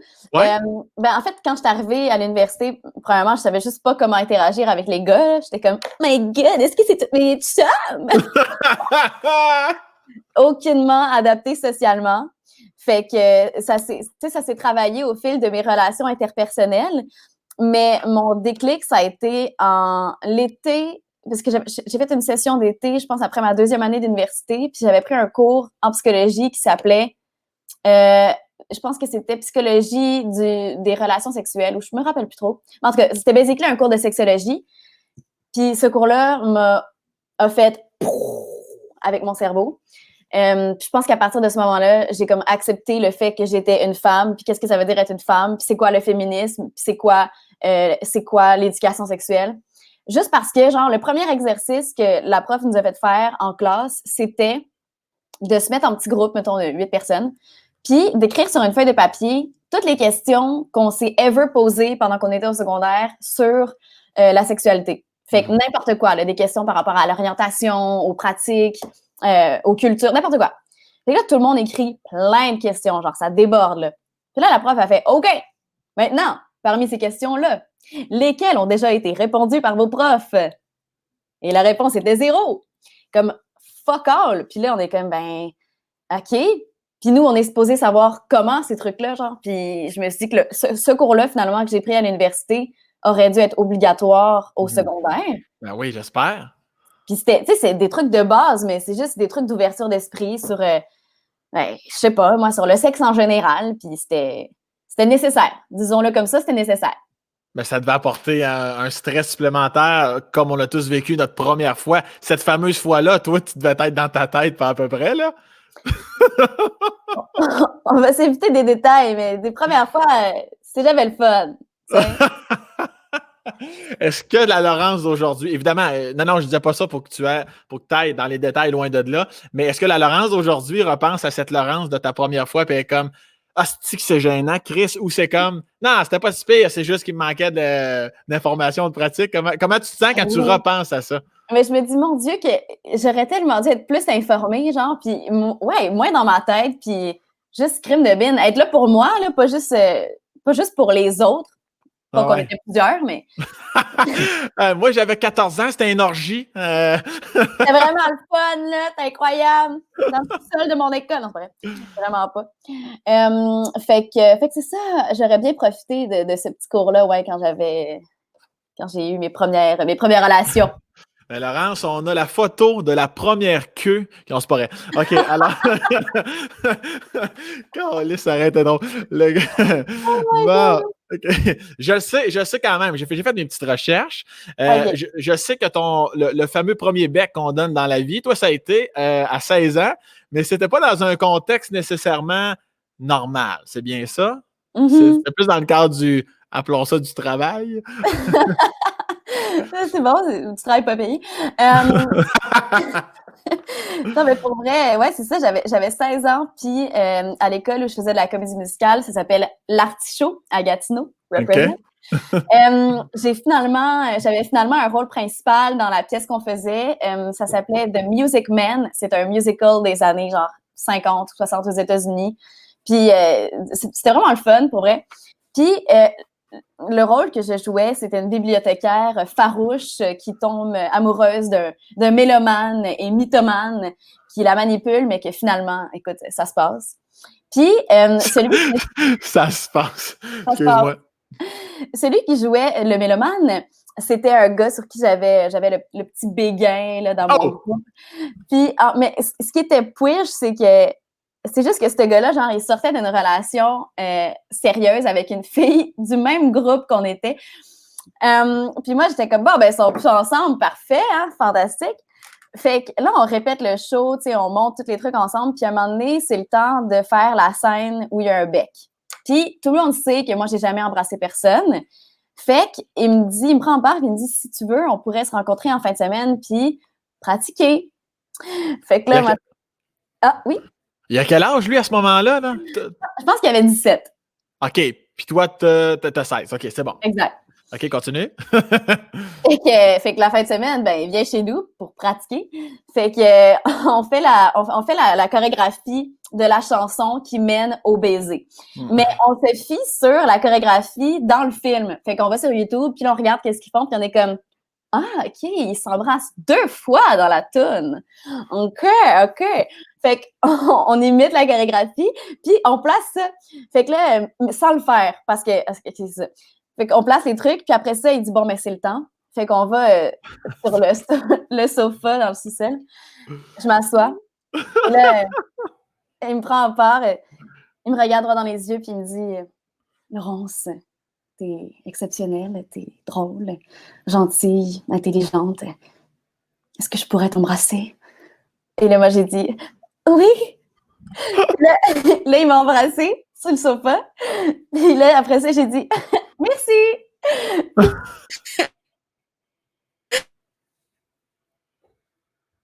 Oh, ça a gelé, Laurence, je pense que je t'ai perdu. Laurence, es-tu toujours là? C'est-tu juste de mon bord que ça... Au moment qu'on parle du bec, sacrament, tout chie, les internets ne peuvent pas supporter une histoire de bec, c'est un vieux sofa. Alors, Noémie, es-tu en contact avec... OK, on ne sera pas là, on va essayer de rétablir le Wi-Fi. Sacrament! Au moment où nous étions littéralement, sans vouloir faire de mauvais jeux de mots, pendus à ses lèvres... Ah, si, je voudrais vraiment savoir la suite. Noémie, tu me confirmes que tu es en contact avec, avec Laurence, à savoir est-ce que c'est ce qui s'est passé. Je vais faire une parenthèse. Qu'est-ce qu'on a parlé au début du podcast? Je me fais un devoir d'essayer. On va poker les membres de la communauté Radio Enfer. Je sais que je ne suis pas tout seul. À chaque fois que je fais un petit inside de Radio Enfer, les gens m'en parlent. On va essayer de les avoir. Pas tout en même temps. On va essayer. Radio Enfer, yes, merci beaucoup. Ceux qui commentent avec nous. Il faut au moins avoir François Chénier, Carl Charret, Michel Charette, Jean-Loup, Micheline Bernard, Jocelyne Asti, c'est certain qu'il faut l'avoir. OK! On reprend. Alors, ton micro, es-tu démuté? Allô? Ma belle Lolo, voilà. OK. Ça marche? Oui, c'est ton Wi-Fi qui a chié dans la pelle? Je sais, là, je me suis mis sur le LTE parce que c'est vraiment de la merdouille, ce Wi-Fi. Fait que voilà. Pas de problème. Je te rembourse ce que ça coûte, ma calice. OK. Fait que là, tu venais de dire merci après le bec, là. OK, fait que bon, on a pratiqué ça, la séquence chez moi, et on est fin prêt pour présenter le fruit de notre dur labeur à notre groupe. Fait qu'arrive le lundi devant tout le monde, puis là, on est comme, bon, on va vous montrer ce qu'on a placé. Fait que on fait la toune, tu sais, puis là, ben, on se French 2 fois. French? Oui, c'était pas juste un petit bec, là. Nous autres, on était dedans, là, puis on était contents. Fait que, puis je tiens à préciser que c'était devant l'ex-copine du gars, tu sais, qui était dans notre groupe, sans aucune honte. Puis là, ben, on finit la tune, puis la prof est comme, ouais, écoutez, je suis pas sûre du 2 French, là. Moi, je garderais un petit bec, mais peut-être pas 2. Là, nous, on est un peu embarrassés parce qu'on sait qu'on s'est laissé emporter par le feu du moment. Fait que voilà. Puis finalement, l'apogée de tout ça a été la représentation sur scène. Et au moment du fameux baiser, ma grand-mère a susurré à l'oreille de ma mère, « C'est pas de l'acting, ça! » Grand-maman a toujours raison, grand-maman. Voilà. Donc là, y a-tu une petite histoire après ça, après la pièce de théâtre? J'imagine qu'il y a une suite, dis-moi pas, là. Ben oui, écoute, on s'est daté pendant quelques mois, puis ça a été mon premier chum, en fait. Wow! Fait que, ouais, c'est l'été en secondaire 4 puis secondaire 5, puis après ça, j'ai dit bye-bye. J'imagine, lors de ta première fois, ta grand-mère cachée dans ton garde-robe qui se dit « C'est pas de l'acting! » Wow! Merveilleuse histoire. Et je sais aussi que la musique est très présente dans ta vie. Pour les gens qui ne te suivent pas sur Instagram, je vous invite à aller suivre le compte qui s'appelle Laurence sur la Lune. Pourquoi d'ailleurs? What the fuck, Asti, Laurence sur la Lune? Pour vrai, je le sais pas. Puis des fois, je me dis que je devrais le changer parce que les gens savent pas, tu sais. Mais c'est juste parce que je suis une personne qui est dans la Lune, puis souvent. Puis au moment où j'ai créé mon compte Instagram, j'étais comme... En fait, c'est parce qu'avant, je m'appelais Laurie Thunder. Puis j'ai décidé d'avoir de quoi de plus, tu sais, cool. Fait que j'ai dit Laurence sur la Lune. Non, mais je dis pas ça pour que tu le changes. C'est cute. C'est juste, je me demandais pourquoi sur la Lune. Mais c'est sûr que c'est... T'es-tu complexé de la trail? Ton nom de famille. Non, mais c'est parce que je connais des gens qui sont complexés de leur nom de famille. Fait qu'ils vont à tout prix pas mettre leur nom de famille. Puis je suis comme, ben là, je viens juste d'avoir un flash de, peut-être même qu'elle ne trippe pas sur la trail, peut-être. C'est pas complexé avant que tu le dises. C'est pas vrai. Non, mais je n'étais pas complexée. Mais c'est vrai que des fois, je me dis, c'est peut-être pas full élégant. Genre, ça fait pas très. Tu sais, ça fait pas mystérieux, la trail. Mais tu sais quoi, je suis fière de mes origines, fait que je vais le garder. Bon, c'est très bien. Excellente réponse. J'avais ton père en ligne. Vous pouvez raccrocher, M. Latreille. Aucun problème. Il ne sera pas obligé de te déshériter. J'allais dire pour les gens qui te suivent sur Instagram, ils le savent déjà, mais la musique est présente dans ta vie. Non seulement tu chantes très bien d'ailleurs, puis tu joues aussi du ukulélé. Oui! Ça arrive quand, ça, dans ta vie? Et est-ce que ça t'a permis c'est-tu comme une espèce d'exutoire pour toi, cette fameuse musique-là ou les tunes que tu nous fais sur ton compte Instagram? C'est arrivé, je pense, l'été où je graduais de Saint-Jean, en fait, genre à peu près 2012. Mon amie que vous avez vue à La Voix cette année, Florastine. Qui était incroyable, d'ailleurs. Incroyable. Elle est vraiment bonne, pour vrai. Ouais. Ben, elle aussi, elle vient de Gatineau, puis elle s'était acheté un ukulélé, puis elle a commencé à jouer avec ça, puis c'était vraiment cool. Tu sais, ça se traîne partout, là, d'un party, au parc, c'était vraiment mobile. Puis j'avais essayé, tu sais, puis j'étais comme, c'est facile, c'est beaucoup plus facile qu'une guitare. Fait que c'est pour ça que j'en ai acheté. Puis, ouais, ça a été libérateur. Je pense que pour moi, l'idée d'avoir un ukulélé que je pouvais traîner partout, c'était, je veux pas dire un accessoire parce que c'était toujours comme, j'étais toujours prête pour jouer de la musique s'il fallait. Il fallait que j'aie une impulsion de composition ou juste une envie pressante de divertir un party ou des gens. Fait que ça a été pratique. Puis finalement, j'ai travaillé dans une petite boulangerie en 2017 à Montréal qui s'appelait, ça s'appelle encore Farine et Vanille. Puis, tu sais, je jouais un petit peu du ukulélé ici et là, puis j'avais écrit ça dans mon CV. Puis la boss, là, celle qui a parti le café, elle avait vu ça, puis elle était tellement contente de voir ça sur mon CV qu'elle voulait à tout prix que j'amène mon ukulélé quand j'étais barista, puis que je joue du ukulélé aux clients. Fait que j'ai fait ça pendant un petit bout, c'était vraiment sympathique. Fait que c'est comme mon petit ami, genre, mon petit copain. Tu penses-tu pousser ça plus loin? Mettons, tu mets pas que tu mets la comédienne de côté, mais tu penses-tu un jour faire un petit EP, un album, ou ça, au contraire, ça va toujours rester récréatif? Ben, je le sais pas. J'avoue que j'y ai déjà pensé mais peut-être pas juste en ukulélé, là. Mais la musique en général, ça m'intéresse, mais je me sens vraiment imposteur parce que je compose pas vraiment, je suis pas super à l'aise avec. Ben, je connais la théorie musicale, mais tu sais, je suis pas une pro, là. J'ai jamais étudié là-dedans sérieusement. Fait que je pense que j'aurais vraiment besoin de repères pour le faire sérieusement. Mais oui, j'y ai déjà pensé, puis c'est encore là dans ma tête.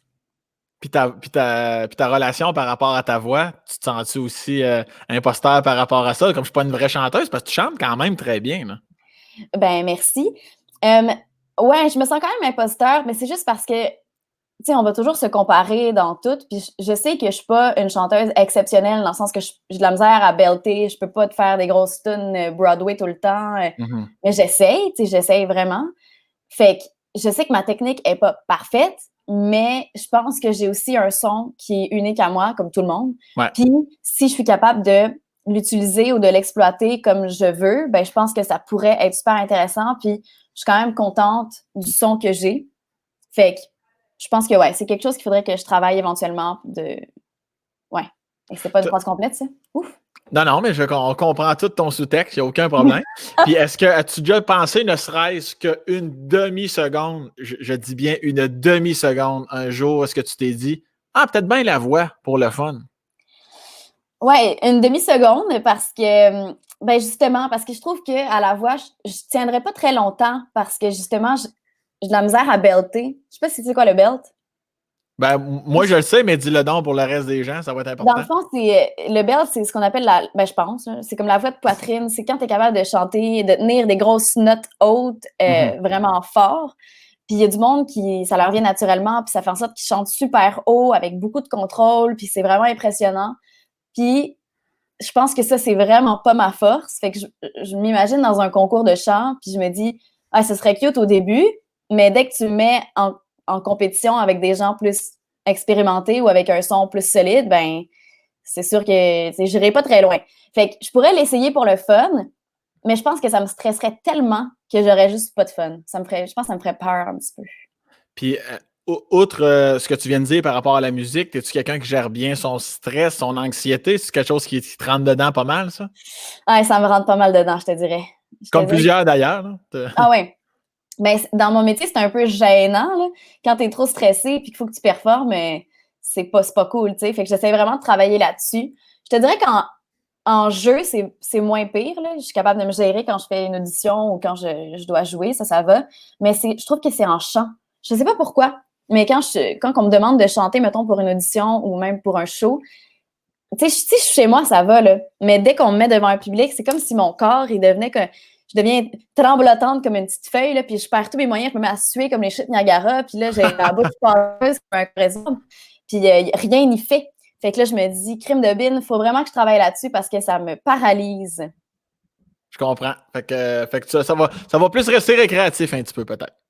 Pour l'instant, mais c'est quelque chose que je travaille, fait que ça va bien. Puis, je sais que mon podcast parle beaucoup plus de la vie personnelle, mais parce que je sais que les gens se posent la question. Comment tu te sens en audition en général? Là? En fait, décris-nous, parce que je sais que c'est une question qui est présente. Comment ça se passe, une audition, comédienne, chanson, peu importe. Comment ça se passe et comment tu le vis? Ben, genre, le processus de comment tu te rends là, genre? Ouais, de A à Z.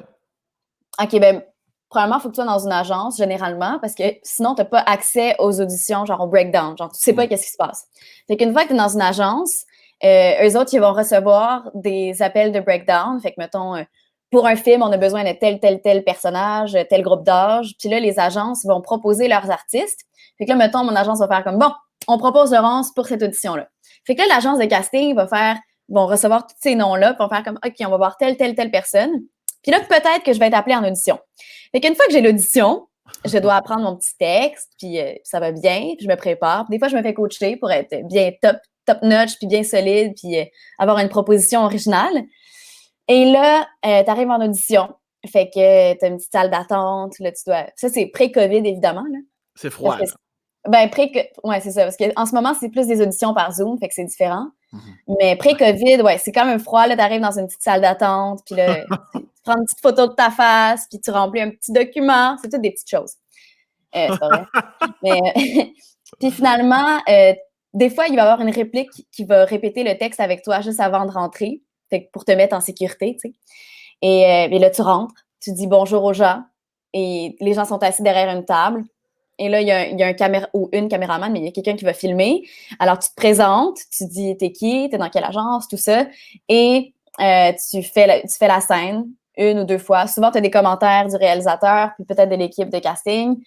Et c'est ça. Puis là, tu le fais autant de fois que tu peux. Puis après ça, ben, tu sors, heureux ou pas. Et tu attends les nouvelles. En général, es-tu plus heureuse ou pas? J'essaye d'être le plus heureuse possible parce que si tu te crées pas un cycle genre mental de conditionnement de l'audition, c'est le fun, tu vas te créer un cycle inverse où tu vas être trop stressé. Ouais. Fait, après une audition, j'essaye genre de me gâter avec un petit truc le fun quand même. Un petit chocolat, un petit verre de vin, un petit film, un petit truc comme ça. Comme ça, t'es comme, ah, c'est le fun, j'ai fait une bonne audition, je suis fière de moi, puis on peut passer à la prochaine. Puis il n'y a pas trop de déception lorsque tu apprends, mettons, que tu n'es pas prise, tu reprends une coupe de vin, bien. Exactement. Ben, pour vrai, des fois, ça peut être rough, puis c'est parce qu'au début, tu sais, mettons que, tu sais, quand j'ai eu Fugueuse et tout, c'était des gros trucs, puis j'étais vraiment contente, puis j'ai eu quand même pas mal d'auditions en même temps que ça a vraiment bien été. Fait que dans ma tête, j'étais comme, damn, ça va bien mon affaire, je suis chanceuse. Fait que c'est sûr qu'après, les déceptions sont plus tough à prendre. Puis là, tu te mets à te demander c'est quoi le problème, tu sais, c'est-tu moi, mais faut tellement pas tomber dans ce cycle-là parce que statistiquement, c'est juste pas possible que ce soit tout le temps toi. C'est juste pas possible. Puis tu vas toujours avoir. Tu vas essuyer beaucoup plus de non que de oui. C'est juste comme ça que ça marche. Fait qu'il faut pas le prendre personnel, puis il faut l'accepter, puis passer au travers. C'est en plein ça que j'allais dire. Le ratio de refus par rapport aux demandes de rôle que tu obtiens, ça doit être, c'est quoi, c'est 9 sur 10? C'est quoi de refus? C'est quoi à peu près? Honnêtement, ça doit être à peu près 9 sur 10. Oui. Si tu comptes toutes les auditions, que ce soit en voix, en chant, en théâtre, en cinéma, là, tu t'essayes partout, puis tu vas recevoir plus de non que de oui. Ouais. Fait que c'est les futurs comédiens, comédiennes qui écoutent ce podcast parce qu'ils sont fans de toi. Attelez-vous mentalement. On va avoir la coin dure. La route est longue pour avoir la coin dure, effectivement. Puis est-ce que je reviens plus au niveau personnel de comment tu le vis. Est-ce que ça t'inquiète, ça, pour la suite des choses? Est-ce que des fois, tu te dis mais je pourrais jamais vivre de mon art, je ne pourrais jamais être assez comédienne dans différents projets pour bien en vivre? Est-ce que tu te poses souvent la question de ça? Ben, c'est sûr que, tu sais, en ce moment, j'ai 25 ans, ça fait pas si longtemps que ça que j'en fais, mais je constate que c'est quand même difficile. Puis à moins que toute ta carrière, tu fasses des séries tout le temps, puis des films tout le temps, puis que tu sois booké tout le temps, ça va être difficile de faire juste ça. Puis même si tu fais juste ça, à un moment donné, tu vas trouver le temps long parce que tu seras jamais 365 jours par année en train de tourner. Là. La plupart du temps, tu vas avoir, mettons, Fugueuse, j'avais comme 20 jours sur 56. Fait que les autres jours, qu'est-ce que je fais? Comment j'occupe mon temps? Ouais. Puis tout ce temps-là que tu travailles pas, pour moi, c'est important qu'il soit comblé avec d'autres choses. Fait que j'ai fini par me développer d'autres skills, d'autres intérêts. Puis je me dis que je pourrais développer ça aussi éventuellement si je trouve que ma carrière me fait pas vivre bien, tu sais. Comme j'étudie en scénarisation en ce moment à l'UQAM. Puis j'ai d'autres trucs aussi que je fais ici et là. Puis là, en tout cas, je vais pas trop en parler, là, mais je pense qu'il faut être assez versatile. Je sais que ça se dit pas en français. Il faut être polyvalent. En français, c'est multitask. C'est ça, comme ça qu'il faut dire. C'est ça, exact. Voilà. Est-ce que c'est pour exactement tout ce que tu viens de dire? Est-ce que c'est pour ça, en quelque sorte, que tu as accepté mon offre? Non, mais c'est vrai, parce qu'on ne s'en est jamais vraiment parlé de ça. Puis la dernière fois qu'on s'est vu, je voulais t'en parler, puis je me suis dit, ah non, si, je vais attendre d'en parler au podcast parce que je pense que ça va être du bon contenu. Est-ce que tu as pensé à ça quand un humoriste pseudo-relève, pseudo-connu à ce moment-là te demande de jouer dans une capsule humoristique? T'as-tu peur du jugement? Ça a-tu rapport que tu te prêtes au jeu? Comment ça s'est passé dans ta tête, le cheminement, avant de me dire oui? Ben, la première chose que je me suis dit, c'est pourquoi moi? Soit qui est désespéré, soit qui doit me trouver drôle à un moment donné. Fait que je suis comme, ben écoute, je vais le prendre pour un compliment. Puis tu sais, j'étais touchée. Puis c'est vrai qu'à ce moment-là, j'avais pas vraiment de projet, je faisais pas grand-chose. Puis j'ai lu ton texte, puis je trouvais ça super drôle. Puis je te connaissais un peu, je savais que tu étais de plus en plus actif. Puis j'avais pas vu tes capsules encore, c'est vrai. Mais ça m'avait fait assez rire pour que je fasse comme, tu sais quoi, je vais le faire avec plaisir. Puis, parce que t'es pas le seul, c'est pas la seule capsule que j'ai faite en donnant de mon temps. Mais pas que je donnais mon temps, là, mais dans le sens que j'ai fait des capsules avant pour d'autres trucs que j'étais comme, pourquoi je fais ça, genre. Mais je pense que l'expérience que j'ai faite avec toi était vraiment plus le fun que bien des trucs que j'ai fait avant. Fait que, voilà. Je me suis pas vraiment trop posé de questions quand j'ai accepté. Tant mieux, je suis content. Puis je me souviens, à la première rencontre qu'on a eue, dans les bureaux dans les bureaux de Cozy, ceux qui ont produit d'ailleurs la capsule qui sont toutes sur ma chaîne YouTube. Je me souviens que tu n'avais pas vu la capsule du Noël d'avant où je calisse une grand-mère dans un sapin à 225 km/h. Puis je me souviens de ta face, je me souviens que tu as une petite seconde de Ah, tabarnak! Je me souviens que tu avais comme pogné le niveau un peu là, de Sam Breton. Honnêtement, j'ai trouvé ça tellement drôle. Genre, moi, c'est vraiment mon genre d'humour, là, l'humour noir, là, super trash. Genre, je suis revenue chez nous le soir, puis je l'ai fait écouter à mes colocs. J'étais comme, c'est tellement drôle! Moi, je vais jouer dans sa capsule, c'est bon! Non, pour vrai, moi, j'ai bien aimé sniffer les cendres du grand-père dans l'autre capsule. Oui, c'est vrai, la capsule des funérailles. Ouais. Puis ça, ouais. Nous autres, on a fait le sapin, d'ailleurs, le sapin qui a repris feu là, depuis quelques semaines avec l'arrivée de Noël. Là, je reçois plein de notifications, puis en plus, je l'ai repartagé récemment. Ben Alors, oui. merci infiniment pour ça. Non, mais je tenais à te dire merci aussi parce que quand tu as accepté, premièrement, de la façon que ça s'est passé de mon côté, parce que je pense pas que je te l'ai jamais dit, moi, j'ai juste googlé comédienne québécoise, tu sais, vraiment général. Là. Je suis allé dans Google Images, puis je me suis dit, y a-tu quelque chose qui va me popper, quelqu'un que je reconnais, ou puis ça a juste été comme, tu sais, j'étais juste spoté de ça, je sais pas. Ouais. Mon cerveau m'a vraiment amené là. Il y en avait. Écoute, vous êtes une gang quand même. Là. Ouais. Je sais pas, ça a comme été. On se connaissait pas. Ça a comme été un fit de moi, je veux que ce soit elle. Puis, ouais, fait que tant mieux. Puis là, évidemment, j'étais prêt mentalement. Moi, dans ma tête, j'allais avoir 3, 4, 5 refus là, de les comédiennes, le théâtre. Puis c'est ça qu'on me disait aussi. Puis. Parce que j'ai eu des commentaires comme ça de ouais, puis ça faisait-tu plusieurs demandes, tu faisais, tu sais. Je suis comme non, moi j'ai vu Laurent, j'ai demandé, puis ça a dit oui. Tu sais, puis les gens étaient comme impressionnés de t'es encore plus cool que je pensais, cette fille-là. C'est comme si tu gagnais des points envers des gens. Non, puis c'est vrai parce qu'ils disaient moi, je connais bien des comédiens-comédiennes qui ne se prêteraient pas au jeu. Ouais, fait que je voulais te remercier 2 fois plus par rapport à ça. Voilà. Ben, merci à toi. C'était tellement le fun. Il y en aura d'autres quand la petite pandémie va. Parce que ça aussi, je te l'avais dit. J'ai dit là, si tu acceptes, ça serait le fun que tu acceptes pour les autres parce que tu deviendrais ma fausse blonde virtuelle, là, tu sais. Moi, j'étais déjà en train d'écrire 2-3 autres capsules. Là. Voilà. Alors, Laurence, pour ceux qui ne le savent pas, tu as un côté, dans le sens que tu acceptes que les femmes, bon, ce soit le sexe inférieur à l'homme, ça, je pense que tu es d'accord avec ça. Blague, évidemment. Je sais que tu as un côté très fort au niveau du féminisme. Et plus que jamais. Ça part de toi, de tout ce qui se passe. L'as-tu toujours eu? Est-ce que ta maman est comme ça? Est-ce que tu as été entouré de femmes fortes dans ta vie? Ou à l'inverse, peut-être, c'est ça qui t'a motivé à être vraiment... là, je parle comme si tu sortais dehors avec du feu et une roche, là. Pas loin. Non, mais pour vrai, c'est une bonne question.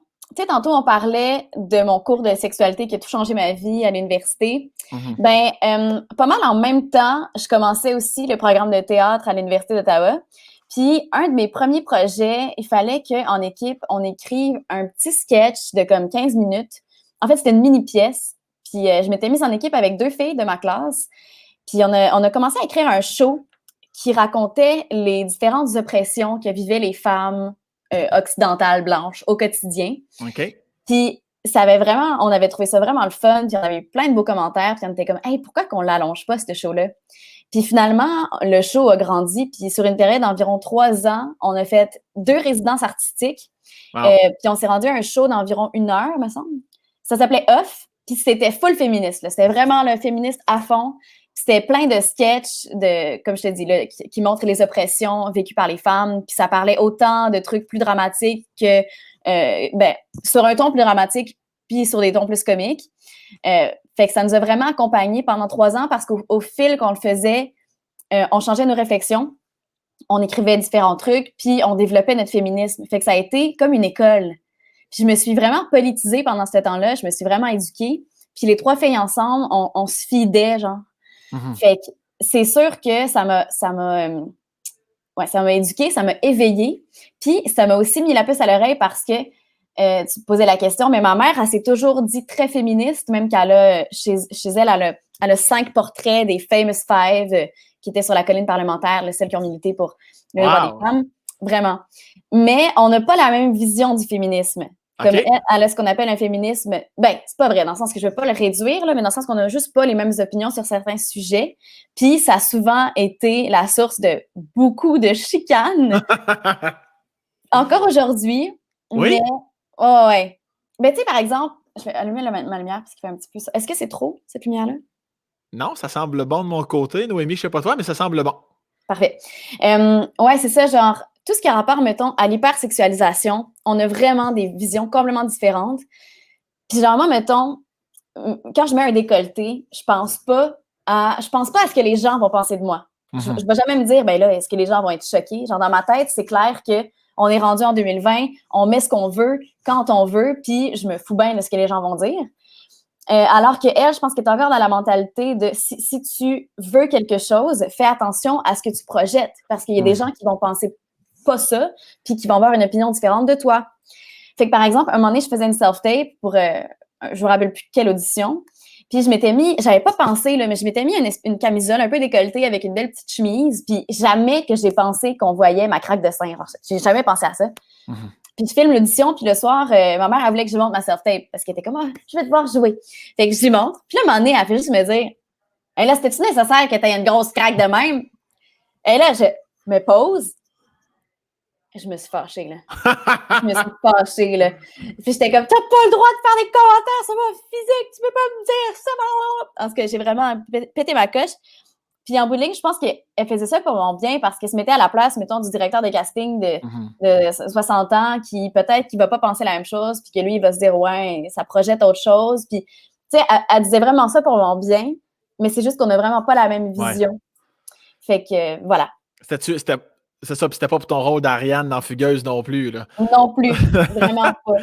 Ça t'a-tu dérangé, ça, de jouer certaines scènes dans Fugueuse comme décolleté très, très sexy? Ça te gosse-tu, ça? Ou ben non, t'es comme, non, on travaille, c'est le rôle, puis c'est ça qui est ça, là? Ben, sur le coup, c'était tellement différent de comment je m'habillais au quotidien. En fait, même à l'essayage, il me faisait essayer genre des tailles que j'essayais jamais avant. Genre, mettons du extra small que je m'habillais pas de même. Je me suis toujours habillée mou, lousse, parce que je voulais pas nécessairement qu'on voit mon corps. Ouais. Puis là, il me faisait essayer des trucs, puis j'étais comme, tu sais, je me trouvais sexy, je me trouvais belle, puis j'étais contente. C'était la première fois de ma vie que je me regardais avec ce regard-là. Puis, puis quand c'était le temps de faire le tournage, encore une fois, j'ai jamais second guess, j'ai jamais critiqué personne. Peut-être qu'aujourd'hui, ce serait différent. Peut-être que je serais peut-être plus critique. Mais au moment où ça s'est fait, j'étais juste contente. J'ai envoyé des photos à ma mère, puis j'étais comme, regarde comment il m'habille! Puis qu'est-ce que la féministe en toi répond? Tu sais, il y a un mouvement là, depuis, je ne sais pas combien de temps exactement, là, qui s'appelle Mes poils. Qu'est-ce que tu réponds aux gens qui sont comme, non, les femmes, il faut que ça se rase, puis les poils, c'est lettre, puis ça n'a aucun rapport. Qu'est-ce que ça vient chercher en toi, ça, quand tu entends ce genre de commentaires-là? Ben, ça me fâche profondément parce que c'est un peu de l'ignorance, parce que si tu te renseignes un peu sur le féminisme, les femmes ont commencé à se raser, si je ne me trompe pas, autour de la Deuxième Guerre mondiale, quand Gillette faisait faillite parce que les hommes ne se rasaient pas, parce que tout le monde était à la guerre. Fait qu'ils ont commencé à faire de la pub pour montrer que les femmes aussi, ça se rasait. Puis c'est là que le standard de beauté d'une femme qui se rase a commencé à apparaître. Mais avant ça, une femme qui se rasait, ça n'avait pas rapport, tu sais. Puis aujourd'hui, c'est rendu la nouvelle norme, sauf que le fait que ce soit une norme, c'est pas correct. Ça devrait être un choix au même titre que de raser la barbe et la moustache. T'sais, moi, j'ai aucun problème que tu aies une barbe, une moustache, peu importe, mais blâme-moi pas si j'ai un ou l'autre, tu sais. Puis là, en ce moment, c'est qu'on n'a pas le choix. Si une femme affiche son poil, c'est automatiquement mal vu, alors que ça devrait pas l'être. Il n'y a aucune raison biologique, même que c'est contraire à la biologie, de se raser. Puis je dis pas qu'un est mauvais ou l'autre. Moi-même, je me rase des fois quand ça me tente, puis c'est bien correct, mais tout est dans le choix, puis dans le non-jugement. Fait que c'est ça. Très belle réponse. Je suis très content de te l'entendre dire parce que non, mais il y a des choses, je trouve que j'ai beau le dire, on a beau le dire, peu importe, je trouve ça le fun que ce genre de discours-là soit entendu sur les ondes de Radio Enfer. OK. Alors, Wow! changement de sujet un petit peu. Je sais que s'il y a une affaire qui te met aussi en esti, c'est quand ils ont annoncé la fermeture des karaokés. Semble-t-il que t'es une bonne bête. T'es capable. Elle est capable, la petite Latreille, au karaoké. Elle est capable, la petite. Ça, c'est-tu vrai ou c'est pas vrai, ça? Écoute, c'est vrai, mais je ne veux pas tout mettre sur moi, dans le sens que, en général, je ne vais pas là tout seul. J'avoue que j'ai une gang d'amis, on est vraiment proches, on s'appelle le Squad, puis on capote vraiment beaucoup sur tout ce qui est extra, fait que le karaoké, la danse, le maquillage, les vêtements, tu sais, comme quand on est ensemble en gang, on va all in. Puis le karaoké, ça fait partie de nos aventures.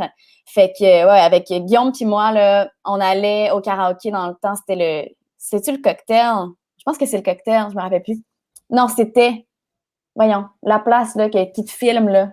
C'est tout quand je parle dans le village. Je pense que c'est le cocktail. Non, c'est pas le cocktail. Je pourrais pas dire, maudit pourtant, si je restais pas loin de là longtemps. Je sais pas. En tout cas, c'est vraiment connu, puis on se mettait dedans, puis on y allait à fond, sans aucune retenue, puis même qu'à un moment donné, on a faké une demande en mariage. On a chanté Aimé de Roméo et Juliette, puis à la fin, Guillaume s'est mis à genoux, puis il m'a pris la main, puis il m'a demandé, puis j'ai dit oui. Le lendemain, il y avait des gens qui m'écrivaient sur Instagram, genre « Félicitations, bravo! » Sérieusement, je m'ennuie des karaokés. J'ai très, très hâte de pouvoir y retourner, puis de salir le micro avec mes beaux germes sans aucune honte. Il faudrait que ce soit un micro fait en matelas polysleep. Y a-t-il une tonne, tu te dis, à aussitôt que ça ouvre le karaoké, moi, je m'en vais chanter celle-là avec Guillaume, qui est ton BFF, je me trompe pas, je pense. Ben oui, on a fait pas mal de BFF Challenge. Ouais, c'est ça, ok, ouais. Puis, y a-t-il une tonne que vous allez chanter à deux aussitôt que ça va ouvrir? Je t'avouerais que les classiques de Lara Fabian, c'est pas mal notre chose. Mais là, qu'est-ce que je chante ces temps-ci, là, que je me dis ça, à un moment donné, il va falloir que je le pull out, le classique au karaoké. C'est quoi donc? Ah ben, c'est peut-être encore du Lara Fabian. Je pense que c'est... Ah, je vais pas dire n'importe quoi. N'importe quoi, c'est Rick Lapointe, puis ça va pas très bien pour ça. Non, ça va pas très bien pour lui. Ben, en tout cas, je te dirais du Lara Fabian pour une valeur sûre, mais sinon, en général, du Broadway, là, ça passe très bien. Genre du cabaret, là, tu sais. Ah ouais, tu te vois dans... Alors, je t'imagine très bien de faire aller avec Guillaume. Je miserais 20$ sur votre duo qui pourrait remporter un concours de karaoke. De karaoke. Il y a une chose qui m'a déçu à ton sujet. Et ça, c'est rare que ça arrive. Je sais que tu as la dent sucrée, on se rejoint là-dessus. Fait que moi, j'étais comme, mais mon Dieu, ça va être top. T'as le chocolat, ton dessert préféré, le tarte au citron sale. C'est pas vrai! Ben, écoute, je pense que je sais où est-ce que tu as pris ton information. Et je me rappelle quand j'ai répondu à cette question-là, parce que, en fait, la tarte au citron, là, ça va par phase. J'ai dû être fan de tarte au citron quelques mois pendant ma courte vie. Puis, ça change. Mais là, maintenant que tu en parles, j'avoue que j'ai une petite crêpe de tarte au citron. Je trouve ça vraiment bon. Mais ça pourrait être autre chose aussi. Mais c'est quoi, toi, t'es plus chocolat, puis c'est ça? Ben oui, chocolat, sacrement, voyons donc. Non? Hey, sais-tu quoi, de ce temps-ci, là, ça m'écoeure, ça me lève le cœur. Hein? Voyons, toi, Chris! Je le sais. Je sais pas pourquoi, mais je me dis, il faut suivre son instinct, puis je trouve ça dégueulasse. Comment le chocolat, ces temps-ci, peut te lever le cœur? Chris, chocolat, t'aimes ça ou t'aimes pas ça? Il n'y a pas de pause sur le chocolat, c'ti? Je pense que c'est... Écoute, on est loin, là, mais je pense que c'est trop gras. Je pense que c'est le gras du chocolat. Ben oui, c'est super... c'est beaucoup de lipides, puis j'ai l'impression que mon corps fait comme... Puis tu sais, tarte au citron, parce que c'est un peu acidulé, l'acide vient atténuer le sucre, fait que j'ai l'impression que c'est plus léger. Je pense que c'est pour ça. Moi, tu m'as perdu, hein? C'est beaucoup de lipides, hein? Asti que c'est hâte. Laurence, on va enchaîner avec quelques questions. Je sais, il y avait d'autres questions qu'on a répondues en parlant comme d'habitude. Noémie, est-ce qu'il en reste de ton côté? Des petites questions pour... on a Magali Prévost ici qui nous dit « Quel serait ton rôle de rêve? » Merci Magali à tous ceux qui sont en direct avec nous. Laurence, quel serait ton rôle de rêve? C'est une super bonne question. J'avoue que jouer un rôle historique, comme soit pour un biopic là, ou pour, je sais pas moi, un film sur l'époque, là, que ce soit la Nouvelle-France ou peu importe quelle époque. J'avoue que jouer un truc du passé, ça me ferait vraiment plaisir. Est-ce que ça te ferait encore plus plaisir si on te demandait de le jouer avec un accent de doublage? Je vois pas ce que tu veux dire, mais enfin, pourquoi tu me dis ça? Sam, c'est pas juste. Ah, sacrement, ça me fera toujours rire, ça, c'ti.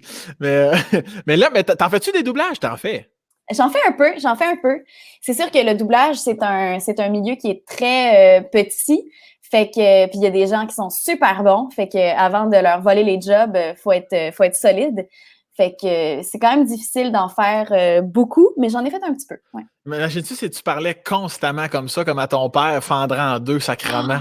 Ah, mais Il c'est capote. bon. Je pense Puis que je vais faire un petit prank. prank, filme-la à son insu, puis casse jamais jusqu'à temps qu'il pogne les nerfs, là. C'est... Asti, wow. OK. Noémie, on y va avec une autre question essentielle du web ici qui nous dit auriez-vous aimé jouer, êtes-vous voix, que c'est hot. Auriez-vous aimé jouer dans une émission de style Radio Enfer? Si oui, avez-vous un nom en tête? Question pour vous deux. OK, êtes-vous voix pas, finalement. Okay. Alors, auriez-vous aimé jouer dans une émission de radio? Ben, c'est sûr. De ma part, c'est sûr que oui. Si vous avez un nom en tête. Vas-y, Laurent, je te laisse poursuivre. Hey, pour un nom en tête, je dirais Télé Paradis. Non, c'est pas vrai. C'est pas bon pantoute. Mais oui, Radio Enfer, émission enregistrée devant public, un peu comme à la Ruking, mais sans le volet impro parce que j'aurais plus peur de faire des mauvais gags. Mais, ouais, vraiment. Un titre très drôle. Je sais pas. Mais ce qui est fou, c'est que ça... Ben, je pense que c'est positif, là, dans le sens que quand tu as un rôle dans une télésérie comme ça, comme Radio Enfer ou même Galaxy, ça va te suivre toute ta vie. Tu sais, moi, c'est de marquer une génération au fer. Tu sais, comme pour plusieurs, là, tu sais, le capitaine Charles Patnaud, là, tu vois Guy Jodoin, c'est éternel. Avec moi, ça fait 3 fois que je vais au tricheur. Là. Je commence à débander, tu comprends? C'est tellement hot, là, tu sais. Fait que, mais oui, ça avait tellement l'air plaisant, là, ça avait tellement l'air super. Fait que, ah oui, la réponse est un gros crise de oui, c'est un chaud temps. Là. Mais as-tu déjà pensé écrire? Est-ce que des fois tu te dis, comme tantôt tu as dit que là, tu prenais des cours de scénarisation, tu te dis-tu des fois un jour, moi, je vais écrire un scénario, je vais monter moi-même une télésérie, une jeunesse ou peu importe, puis je vais jouer dedans, puis tu penses-tu à ça des fois, des espèces de gros projets comme ça? Ben, pas pour une télésérie, mettons pour un film, oui. Okay. Mais pour une télésérie, on dirait que ça me fait un peu peur parce que c'est plus sur le long terme. Ouais. Puis, tu sais, mettons, un 24 épisodes, c'est beaucoup de travail, dans le sens que je le ferais pas toute seule. Je le ferais avec une équipe, mais j'avoue que j'y ai jamais pensé. Mais comme un truc, là, je pense que c'est Louis Sayah qui a écrit Radio Enfer. Ouais. Ça serait hot, là. Ça serait vraiment cool. Je vais aller cogiter là-dessus. Tu m'en reparleras. J'espère que tu vas me donner un rôle si jamais il y a quelque chose. Puis dernière petite question. Je crois que, Noémie, je ne sais pas si moi je l'ai de mon côté ici. Les gens veulent savoir et je veux savoir aussi. Est-ce que tu savais que ton personnage d'Ariane allait mourir? Et si oui et sinon, quand tu l'as appris à travers les textes, ça t'a-tu peiné? Ben, en fait, je savais pas que j'allais mourir. Je savais quand j'ai eu le rôle, parce qu'il y avait juste 7 épisodes d'écrits, puis il y en a 10.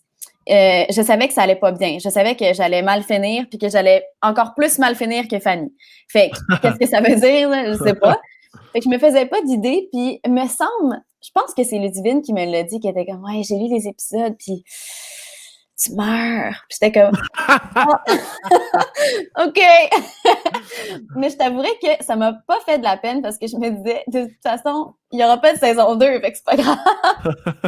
Ah oui, finalement. Ça te fait quoi de... As-tu le temps de t'attacher à l'équipe dans le sens, tu sais, quand la saison 2 arrive, puis alors, on a entendu parler maintes et maintes reprises, là, comme de quoi la saison 2 est très bémoin comparé à la saison 1. Pas que tu te réjouis, je sais que t'es pas comme ça, mais tu te dis-tu, hey, finalement, il n'y a rien qui arrive pour rien sur un méchant temps, ou tu penses-tu à ça? Ben, c'est sûr que j'y ai pensé parce que ça me faisait un peu de la peine de pas faire... Dans le sens que j'aimais tellement les gens, je trouve qu'on avait tellement eu de plaisir sur ce plateau-là de la saison 1 que je les enviais un peu de reproduire ça puis de revivre une superbe aventure. Puis je pense qu'ils ont dû avoir beaucoup, beaucoup de fun.